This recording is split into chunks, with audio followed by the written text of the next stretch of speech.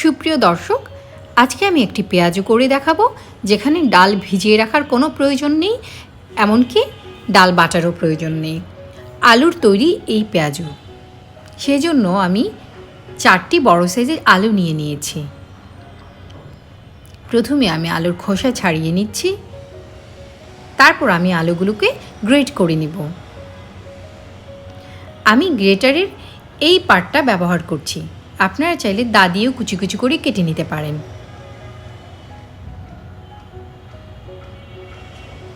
খুব বেশি মিহি কুচি করার দরকার নেই, পাতলা পাতলা কুচি করলেই হয়ে যাবে।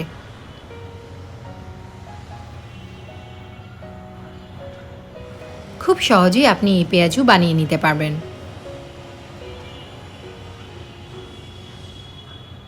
আমার সবগুলো আলু গ্রেট করা হয়ে গেছে।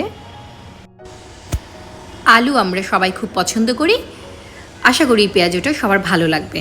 এবার আমি এটা ভালো করে আলুগুলো ধুয়ে নিব, এতে করে আলুতে থাকা এক্সট্রা স্টার্চ চলে যাবে। আমি একটি বড় বাটিতে যথেষ্ট পরিমাণ পানি নিয়ে নিয়েছি, তারপর আলুগুলো কচলে কচলে ধুয়ে নিব।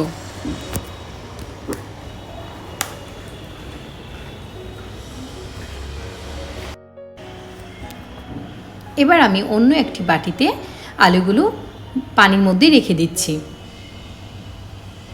আমি এইভাবে কচলে কচলে বেশ কয়েকবারই ধুয়ে নিব, তাতে করে আলুতে থাকা স্টার্চ ধুয়ে যাবে, এমনকি পেঁয়াজুটাও অনেক মুচমুচে হবে।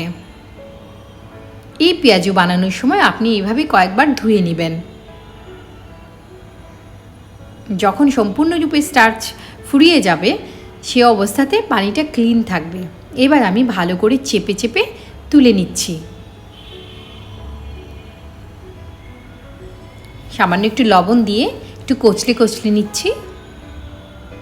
লবণটা চাইলে আপনারা পরিমাণ মতো দিয়ে দিতে পারেন, অথবা সবশেষে চেক করেও নিয়ে নিতে পারেন। এবার আমি আধা কাপ চালের গুঁড়া দিয়ে দিলাম, আধা কাপ ময়দা দিয়ে দিয়েছি, 1.5 চা চামচ লাল মরিচের গুঁড়া, 1/2 চা চামচ হলুদ গুঁড়া, পরিমাণ মতো ধনে পাতা এবং কাঁচামরিচ। এটা আপনাদের পছন্দ মতো আপনারা দিয়ে নেবেন। দিয়ে ভালো করে আমি মাখিয়ে নিচ্ছি। প্রথম দিকে মনে হতে পারে যে পানি মেশানোর প্রয়োজন আছে, কিন্তু আপনারা পানি মেশাবেন না, হাত দিয়ে চেপে চেপে নিলে একটু পরেই ঠিক লাগবে, কারণ লবণ দেওয়ার কারণে আলু থেকে পানি বের হবে। মোটেই পানি মেশাবেন না, আস্তে আস্তে অ্যাডজাস্ট হয়ে যাচ্ছে। মিক্সিংটা হয়ে গেছে, যথেষ্ট ড্রাই। এই অবস্থাতে খুব ভালো পেঁয়াজু বানানো যাবে। আমি কড়াই একটা তেল গরম করে দিয়ে চুলার আঁচটা কমিয়ে নিয়েছি। এবার জাস্ট তুলে তুলে দিয়ে দিচ্ছি, খুব বেশি চাপ দেওয়ার দরকার নেই, তাতে করে একদম মসৃণ হয়ে যাবে। একটু অমসৃণ থাকলে আলুর লেয়ারগুলো দেখা যাবে এবং দেখতে ভালো লাগবে। কিছুক্ষণের মধ্যে আমি উল্টে পাল্টে দিব। একাধিকবার উল্টে পাল্টে দিবেন, তাতে করে অনেক মুচমুচে হবে।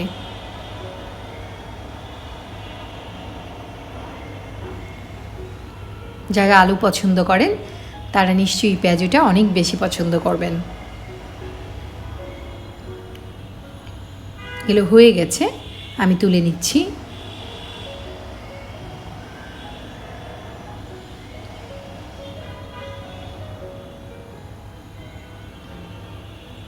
এটা ইনস্ট্যান্ট পেঁয়াজু বানানো যাচ্ছে, যেটা ডাল ভিজানোর একটা সময়, যে সময়টা আমাদের লাগলো না, সহজে এটা বানানো যাচ্ছে।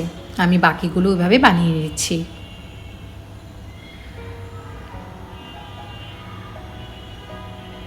কিছুক্ষণের মধ্যেই হয়ে যাচ্ছে, আবার উল্টে পাল্টে আমি ভেজে নিচ্ছি। এভাবেই আমি সবগুলো পেঁয়াজু বানিয়ে নিব।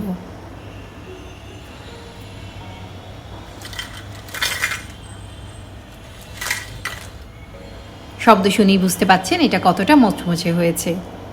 আমার আজকের রেসিপি যদি আপনাদের ভালো লাগে, আপনাদের উপকারে আসে, আমার চ্যানেলটা সাবস্ক্রাইব করবেন আশা করি। লাইক, শেয়ার এবং কমেন্ট করে আপনাদের মূল্যবান মতামত আমাকে জানাবেন। আর বেল আইকনটা ক্লিক করে দিলে আমার ভিডিও সবার আগে আপনি পেয়ে যাবেন। আমরা যদি বাসায় এত স্বাস্থ্যসম্মত সুস্বাদু খাবার বানাই, তাহলে রেস্টুরেন্ট থেকে কিনে আনার কোনো প্রয়োজন নেই, অর্থের সাশ্রয় হবে নিশ্চয়ই।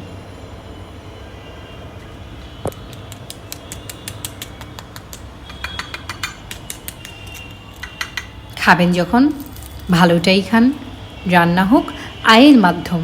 আল্লাহ হাফেজ।